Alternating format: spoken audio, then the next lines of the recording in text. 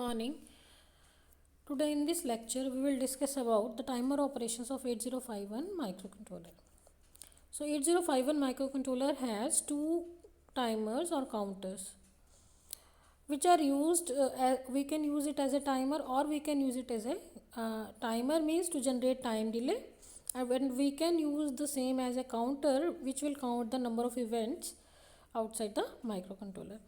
So if we talk about timers, it has two timers, timer 0 and timer 1. These are both 16-bit wide timers. So but we can separate them. We can have two separate registers of low byte and high byte. So that are called that can be divided in two. That if we see here timer 0 register. So timer 0 register is 16-bit wide, but these are divided into two sections. TL it is timer 0, it should be TL0 and TH0. So if we talk about, this is a lower timer, a low byte of timer, and this is higher byte of timer. This is higher and this is lower. So if we can use them as a two separate 8 bit, right? It will be TL0 and it will be TL1, and we can use them as 16-bit register also and two separate 8-bit register also, right? So we can say the timer 0 register is a 16-bit register and it can be accessed as low byte and high byte, and the low byte is called TL0 and high byte is called TH0. These registers can be accessed like any other registers. So similarly we have timer 1 register, it should be TL1 and it should be TH1, it's misprinted. So timer 1 register is again of 16-bit register, so it can be used as 2 bytes, TL1 and TH1. Now for timer operations in 8051 microcontroller we have two special function registers. One is called T mode register and another is called T con register. T mode register is timer mode register and T con register is timer control register. So let's talk about T mode register. So basically T mode register is again, it is a 8-bit register. In this we can use 4 lower bits as for controlling the timer 0 operation and upper 4 bits for controlling the operation of timer 1 operation. So we can say this is a 8-bit register which can be used by both timers, timer 0 and timer 1, and it can be operated in various modes. In this we have two mode bits M0 and M1. It will control the various modes of timer 0. Similarly, it will control the various modes of timer 1. In both the timers we have C by T bar. This pin will decide whether we are using this as a timer or a counter. If this bit will be 1, that means it will perform the operation of counter T bar, and if it will means active low. If this bit will be 0, then this will be used as a timer operation. So this will decide whether we are using it as a timer operation or a counter operation. So that is for timer 0 and this is for timer 1. It will decide whether it will be used as a timer or a counter 1. Similarly, we have a gate pin in both the timers or control operation. So if this bit is 1, so in this way the start and stopping of timer is done by external source.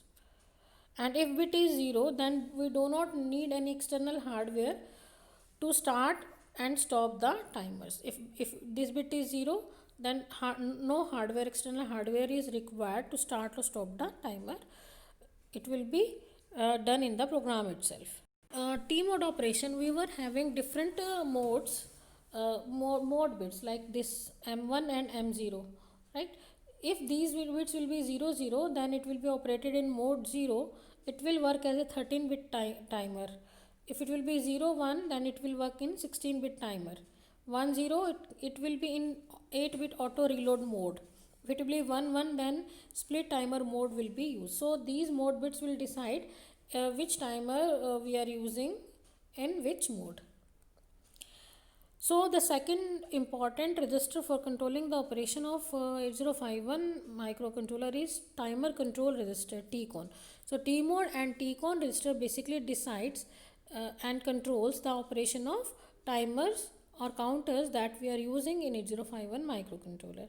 So in TCON register is again it is a 8-bit register. We have different bits IT0, IE1, IT1, IE1, TF0, TR1 and TF1.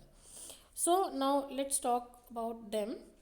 Now in bit 7 is TF1, that is indicating timer 1 overflow flag. If the timer 1, if we have set the timer for suppose 100 second, and after that it will become the overflow flag will be set. So this bit indicate if timer 1 overflow has occurred or not.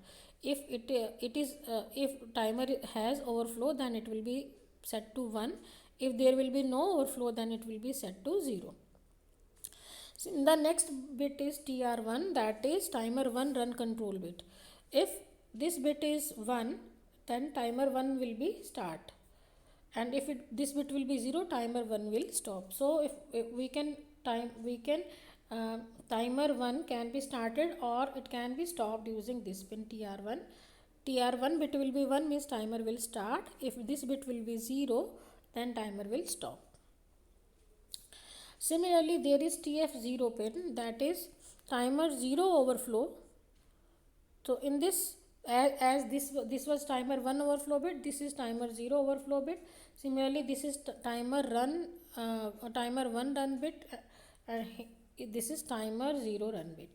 So both operations are same. So next bit is IE1. So IE1 bit is external interrupt edge flag. If this is 1, then external interrupt will be there. If it will be 0, then external interrupt will not be processed. Similarly, IT1 is external interrupt 1 trigger type select bit. If it will be 1, then interrupt will occur on the falling edge of interrupt 1 pin. If it will be 0, then it will be on the low level of INT pin. Similarly, bit 1 indicates external interrupt 0 edge flag, as this was for interrupt 1, this is for interrupt 0, and this was for interrupt 1 and this is for interrupt 0. So it will indicate, it is indicating the interrupt will occur on the falling edge or the low level of interrupt pin. So this is the basically these are external interrupt flag pins.